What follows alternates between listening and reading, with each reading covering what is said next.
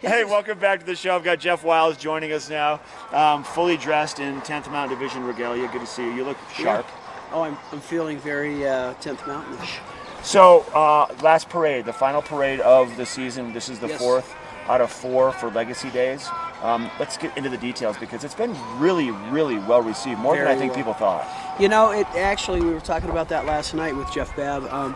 It surprised us a little bit by how much feedback we've gotten from guests around who've just walked up to us, and emails and all kinds, even phone calls.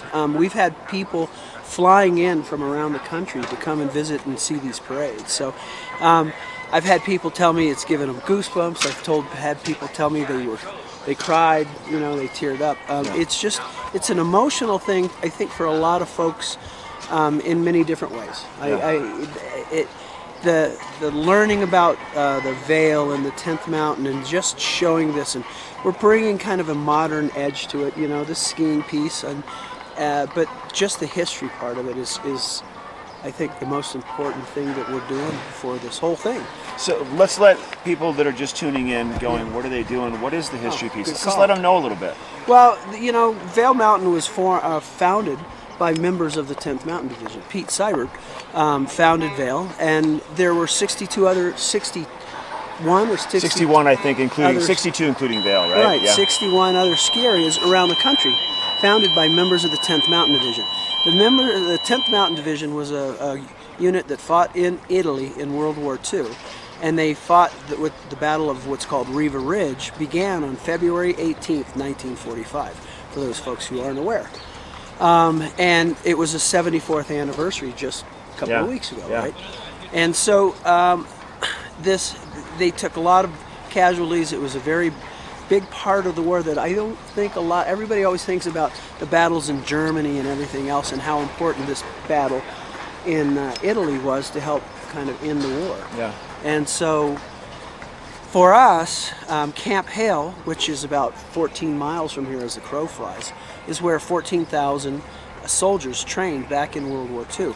And actually, this outfit that I have on, it looks a little darker than yours. Yeah, mine's really white. Yeah.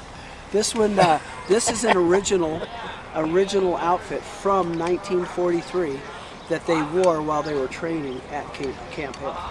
It's sidebar. This stuff, honestly, except for the fact that you would blend in with the snow, think of what it doesn't offer. Like, it's not waterproof. It's really not warm.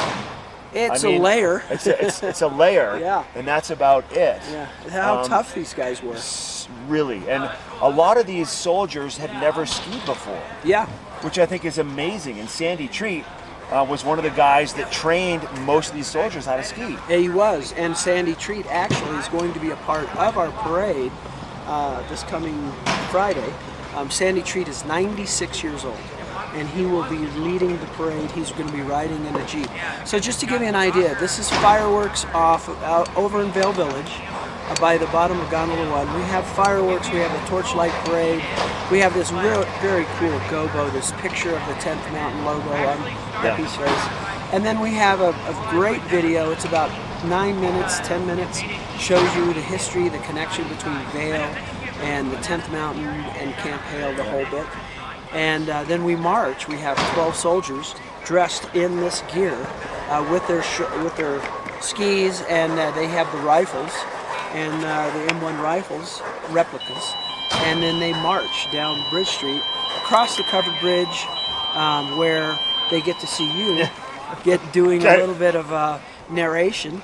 And then we have hot cocoa, and we have pins that we hand out to guests.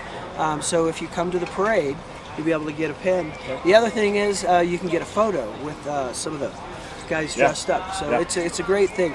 One thing we really want to do this week is we'd love to see as many kids from the valley come.